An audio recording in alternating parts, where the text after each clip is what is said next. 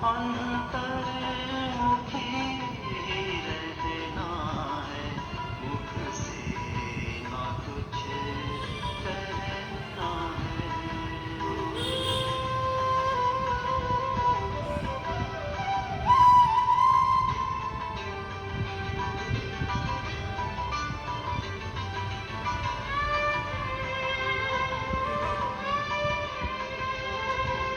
बाहरी सुख से रह कर दूर, अंतर्मुख में सुख भरपूर।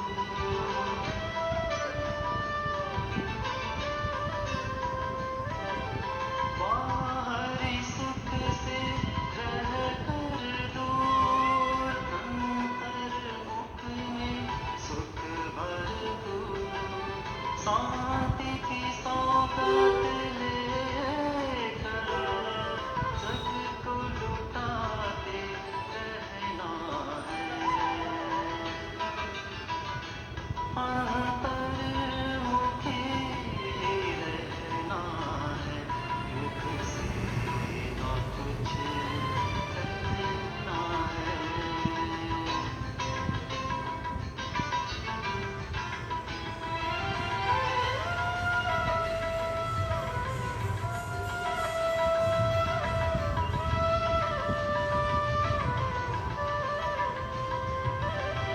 ज्ञान के हीरे मोती लेकर श्रृंगार लौकिक करना है।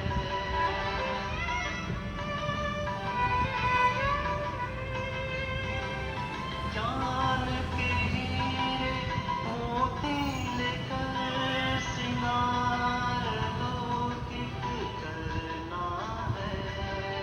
गहरे सागर में जाकर रत्न अनोखे भरना है।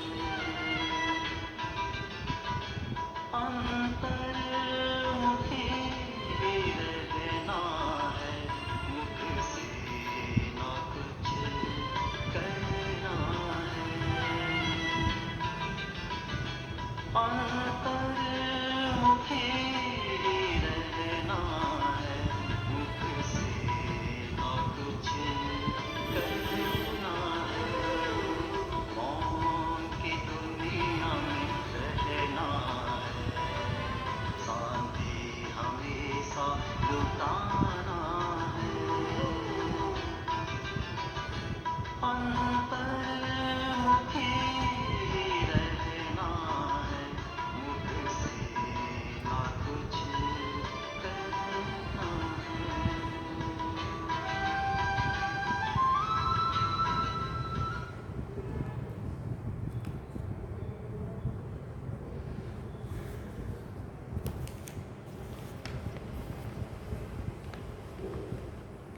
ओम शांति। बाबा गुड मॉर्निंग। आज बाबा के 28 जून 2024 के महावाक्य हैं। बाबा ने सार में कहा, मीठे बच्चे अंतर्मुखी बनो अर्थात चुप रहो, मुख से कुछ भी नहीं बोलो, हर कार्य शांति से करो, कभी भी अशांति नहीं फैलाओ। बाबा ने प्रश्न पूछा, तुम बच्चों को कंगाल बनाने वाला सबसे बड़ा दुश्मन कौन है? बाबा ने उत्तर में कहा, क्रोध। कहा जाता है जहाँ क्रोध है वहाँ पानी के मटके भी सूख जाते हैं। भारत का मटका जो हीरे जवाहरों से भरा हुआ था वो इस भूत के कारण खाली हो गया है। इन भूतों ने ही तुमको कंगाल बनाया है। क्रोधी मनुष्य खुद भी तपता है, दूसरों को भी तपाता है, इसलिए इस भूत को अंतर्मुखी बनकर निकालो। अपनी तो हालत खराब करते हैं, क्रोधी दूसरे की भी हालत खराब करके रख देते हैं।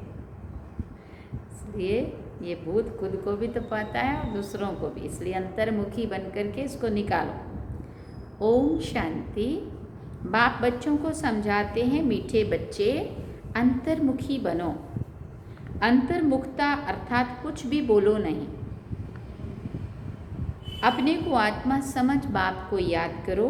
ये बाप बैठ शिक्षा देते हैं बच्चों को।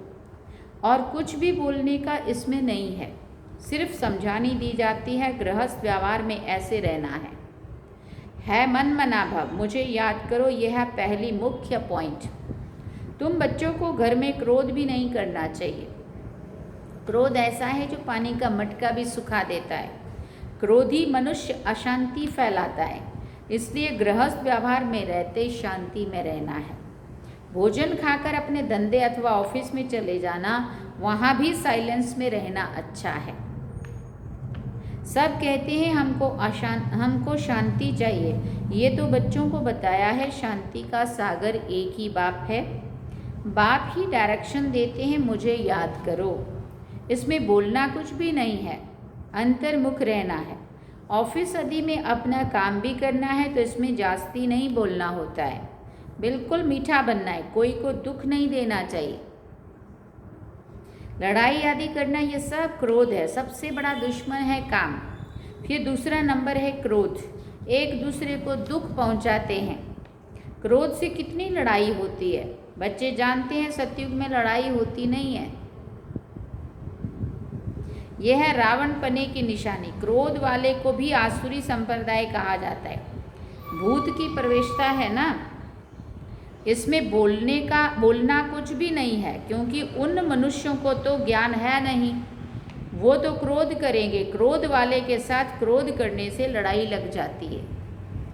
बाबा समझाते हैं ये बड़ा कड़ा भूत है, इनको युक्ति से भगाना चाहिए। मुख से कोई कड़वे शब्द नहीं निकालना चाहिए, ये बहुत नुकसानकारक है। विनाश भी क्रोध से ही होता है ना। घर घर में जहाँ क्रोध होता है वहाँ अशांति बहुत रहती है। क्रोध किया तो तुम बाप का नाम बदनाम कर देंगे। इन भूतों को भगाना है, एक बार भगाया फिर आधा कल्प के लिए ये भूत होंगे ही नहीं। ये 5 विकार अभी फुल फोर्स में है। इस ऐसे समय ही बाप आते हैं जबकि विकार फुल फोर्स में है। ये आंखें बड़ी क्रिमिनल है, मुख भी क्रिमिनल है। क्यों क्रिमिनल बोला? क्योंकि इसके द्वारा अगर हम पाप कर रहे हैं तो क्रिमिनल ही हुए ना। बुरा देख रहे हैं, बुरा कर रहे हैं, बुरा सुन रहे हैं, बुरा आंखें बुरा देख रही है, मुख बुरा बोल रहा है, किसी को दुख दे रहा है, पाप हो रहे हैं ना। जोर से बोलने से मनुष्य तप जाता है और घर को भी तपा देते हैं। आज बाबा पूरा क्रोध के ऊपर बोले। काम और क्रोध ये दोनों बड़े दुश्मन हैं। क्रोध वाले याद कर ना सके, वो शांत स्वरूप आत्मा बनते ही नहीं है, तो क्रोध ही क्रोध में फिर कैसे शांत बनेंगे? याद करने से सदैव शांति में रहेंगे। अपने दिल से पूछना है, हमारे में कोई भूत तो नहीं है? मोह का भी भूत है, लोभ का भी भूत होता है, लोभ का भी भूत कम नहीं है। ये सब भूत है क्योंकि रावण सेना है। बाप बच्चों को याद की यात्रा सिखाते, परंतु बच्चे इसमें मूंझते बहुत हैं, समझते नहीं है। क्योंकि भक्ति बहुत की है ना।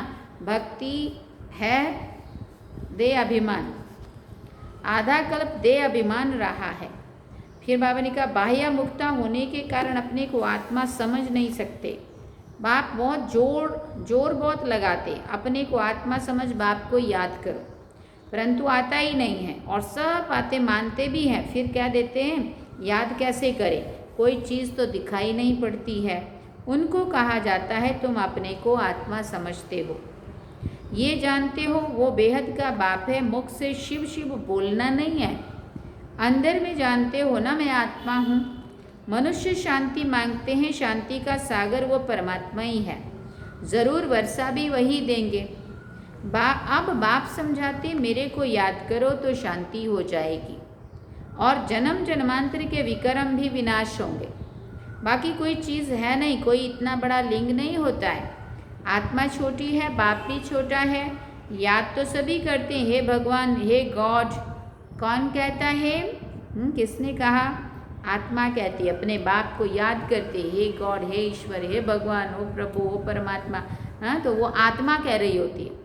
तो बाप बच्चों को कहते मन मना भाव, मीठे मीठे बच्चे अंतर्मुख होकर रहो। ये जो कुछ देखते हो वो सब खत्म हो जाना है। बाकी आत्मा शांति में रहती है, आत्मा को शांति धाम ही जाना है। जब तक आत्मा पवित्र नहीं बनी है तब तक शांति धाम जा नहीं सकती। ऋषि मुनि आदि सब कहते हैं शांति कैसे मिले। बाप तो सहज युक्ति बताते हैं, परंतु बच्चों में बहुत हैं जो शांति में नहीं रहते हैं। बाबा जानते हैं घरों में रहते हैं बिल्कुल शांत नहीं रहते हैं। बोलो बाबा मिला कितनी डिसर्विस करते होंगे। सेंटर्स पर थोड़ा टाइम जाते हैं, अंदर में शांत होकर बाप को याद करें, वो नहीं है। सारा दिन घर में हंगामा करते रहते हैं, तो सेंटर पर आने से भी शांति में नहीं रह सकते।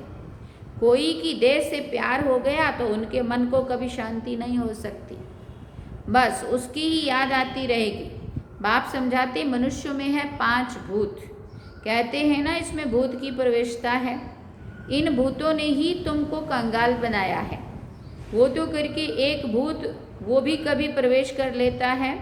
बाबा कहते हैं ये 5 भूतों की हर एक में प्रवेशता है।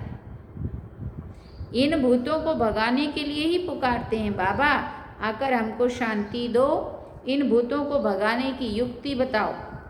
ये भूत तो सभी में है, ये रावण राज्य है ना, सबसे कड़ा भूत है काम क्रोध। बाप आकर भूतों को भगाते हैं तो उसकी एवज में कुछ भी मिलना तो चाहिए ना। वो भूत प्रेत भगाते हैं, मिलता कुछ भी नहीं है। ये तो बच्चे जानते हैं, बाप आते हैं सारे विश्व से भूतों को भगाने के लिए। अभी तो सारे विश्व में भूतों की प्रवेशता है। देवताओं में कोई भूत नहीं होता, ना देह अभिमान का, ना काम क्रोध लोभ मोह अहंकार, कोई भी भूत देवात्माओं में नहीं हो सकता। कुछ नहीं होता, लोभ का भूत भी कम नहीं है। ये अंडा खाऊं वो खाऊं डैश डैश, बहुतों में भूत रहते हैं। अपने दिल से समझते हैं बरोबर हमारे में काम का भूत है, क्रोध का भूत है। तो इन भूतों को निकालने के लिए बाप कितना माथा मारते हैं। देह अभिमान में आने से दिल होती है बाकी पहनूं ये करूं, फिर कमाई सारी चट हो जाती है। देह अभिमानी है ना, देभान। क्रोध वाले का भी ये हाल होता है। क्रोध में आकर बाप बच्चों को मार देते हैं, बच्चे बाप को मार देते हैं, स्त्री पति को मार डालती है। जेल में जाकर तुम देखो कैसे कैसे केस होते हैं। इन भूतों की प्रवेशता के कारण क्या हाल भारत का हो गया है। भारत का जो बड़ा मटका था, जो सोने हीरों आदि से भरा हुआ था, वो अब खाली हो गया है। क्रोध के कारण कहते हैं ना पानी का मटका भी सूख जाता है, तो ये भारत का भी ये हाल हो गया है, ये भी कोई नहीं जानते हैं। बाप ही आते हैं भूतों को निकालने के लिए, और जो कोई भी मनुष्य मात्र नहीं निकाल सकते। ये 5 भूत बड़े जबरदस्त हैं। आधा कल्प तो इनकी प्रवेशता रही है, इस समय तो बात मत पूछो। ये भले कोई पवित्र रहते, परंतु जन्म तो विकार से मिलता है ना। भूत तो है ना, 5 भूतों ने भारत को बिल्कुल कंगाल बना दिया है। ड्रामा कैसा बना हुआ है जो बाप बैठ समझाते हैं। भारत कंगाल बना है जो बाहर से कर्जा लेते रहते। भारत के लिए ही बाप समझाते हैं। अभी तुम बच्चों को इस पढ़ाई से कितना धन मिलता है। ये अविनाशी पढ़ाई है जो अविनाशी बाप पढ़ाते हैं। भक्ति मार्ग में कितनी सामग्री है। बाबा छोटेपन से गीता पढ़ते थे और नारायण की पूजा करते थे। कुछ समझ कुछ भी नहीं थी। मैं आत्मा हूँ, वो हमारा बाप है, ये समझ नहीं थी, इसलिए पूछते हैं कैसे याद करूँ। अरे तुम तो भक्ति मार्ग में याद करते आए हो, हे भगवान आओ लिबरेट करो, हमारा गाइड बनो। गाइड मिलता है मुक्ति, जीवन मुक्ति के लिए। बाप इस पुरानी दुनिया से नफरत दिलाते हैं। इस समय सबकी आत्माएं काली हैं, तो उनको गोरा कैसे मिलेगा, गोरा शरीर कैसे मिलेगा। भले करके चमड़ी कितनी भी सफ़ेद हो, परंतु आत्मा तो काली है ना। जो सफ़ेद खूबसूरत शरीर वाले हैं उनको अपना नशा कितना रहता है अपने रूप का। मनुष्यों को ये भी पता नहीं पड़ता है कि आत्मा गोरी कैसे बनती है, इसलिए उनको कहा जाता है नास्तिक। जो अपने बाप रचयिता और रचना को नहीं जानते हैं वो हैं नास्तिक, जो जानते हैं वो हुए आस्तिक। बाप कितना अच्छी रीति बैठ तुम बच्चों को समझाते हैं। हर एक अपने दिल से पूछे कि कहाँ तक हमारे में सफाई है, कहाँ तक हम अपने को आत्मा समझ बाप को याद करता हूँ। याद के बल से ही रावण पर विजय पानी है, इसमें शरीर के बलवान होने की बात ही नहीं है। इस समय सबसे बलवान अमेरिका है, क्योंकि उनके पास धन दौलत बारूद आदि बहुत है। तो बल हो गया जिस्मानी मारने के लिए, बुद्धि में है हम विजयी बने। तुम्हारा तो है रूहानी बल, तुम विजय पाते हो रावण पर, बुराइयों पे हमें जीत पानी है, जिससे तुम विश्व के मालिक बन जाते हो। तुम्हारे ऊपर कोई जीत नहीं पा सकता है, आधा कल्प के लिए कोई छीन नहीं सकता, कोई को बाप से वर्षा मिलता नहीं है। तुम क्या बनते हो थोड़ा विचार तो करो, सोचो तो सही इसके बारे में, हम क्या बन रहे हैं, बाबा हमें क्या से क्या बना रहा है। कभी सोचा था भगवान बाप आएगा धरती पे और वो आकर के हमें पढ़ाएगा, हमें देवता बनाएगा? बाप को तो बहुत प्यार से याद करना है और सुदर्शन चक्रधारी भी बनना है। वो समझते हैं सुदर्शन चक्र से विष्णु ने सबका सिर काटा है, लेकिन इसमें हिंसा की तो बात ही नहीं है। हाँ, आसुरों का काटा, उसने कोई मनुष्य आत्माओं का वो नहीं किया, क्या बोलते हैं उसको, क्या बोलते हैं, हिंसा नहीं करी। हाँ, हिंसा शब्द भूल रही थी। हाँ, उन्होंने कोई मनुष्य आत्माओं की हिंसा नहीं करी, लेकिन आसुरों के गले काटे। आसुरों माना बुराइयों के गले काटे, तो अंदर की बुराइयों को खत्म किया उन्होंने, लेकिन इससे हिंसा की तो बात ही नहीं है। तो मीठे मीठे बच्चों को बाप कहते, मीठे बच्चे तुम क्या थे, अब अपनी हालत तो देखो। भले तुम कितनी भी भक्ति आदि करते थे, परंतु भूत निकाल ना सके। अभी अंतर्मुखी होकर देखो, हमारे में कोई भूत तो नहीं है। कोई से दिल लगाई भाकी पहनी तो समझो चट खाते में गया, है ना। यहाँ देहधारियों को थोड़ी चिपकना है, चिपकना है तो बाबा कहते मुझे चिपको आत्मा बन के, बिंदु बन के। उनका तो मुंह देखना भी अच्छा नहीं लगता है, वो तो जैसे अछूत है, स्वच्छ नहीं है।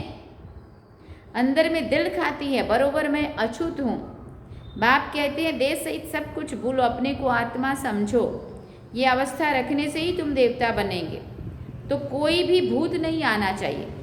समझाते रहते हैं अपनी जांच करो, बहुतों में क्रोध है, गाली देने बगैर रहते नहीं है, फिर लड़ाई चल पड़ती है।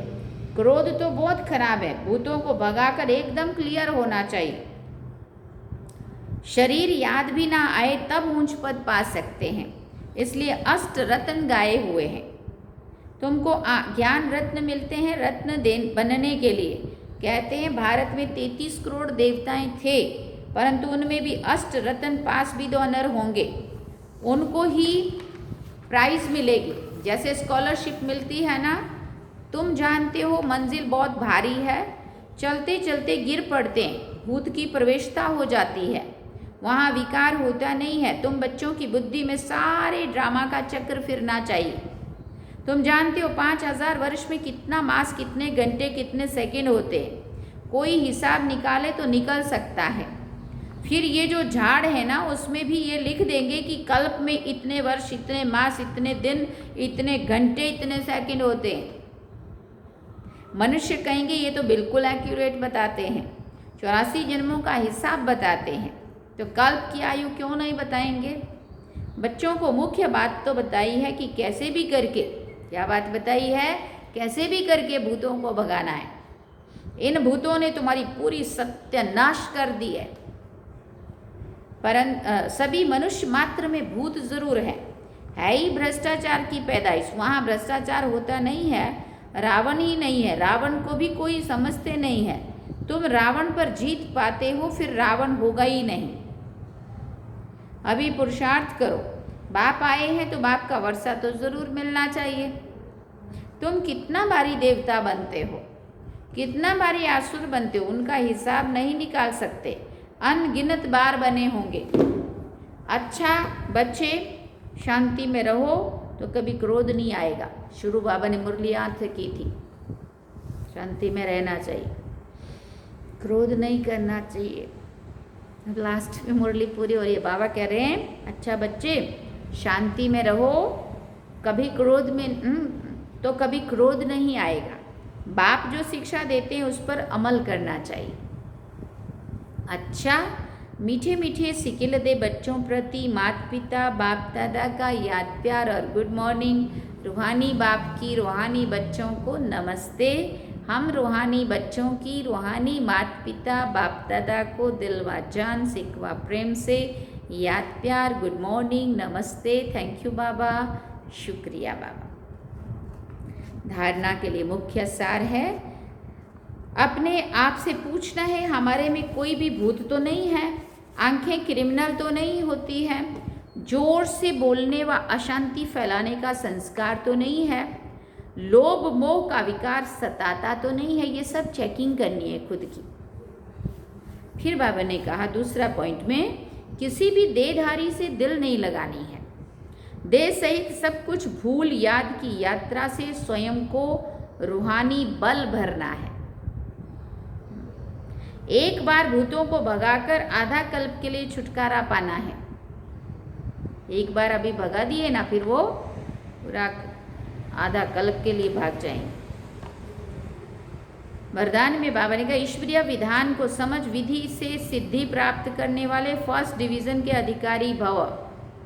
ईश्वरीय विधान को समझ विधि से सिद्धि प्राप्त करने वाले फर्स्ट डिवीजन के अधिकारी भव। एक कदम की हिम्मत तो पदम कदमों की मदद।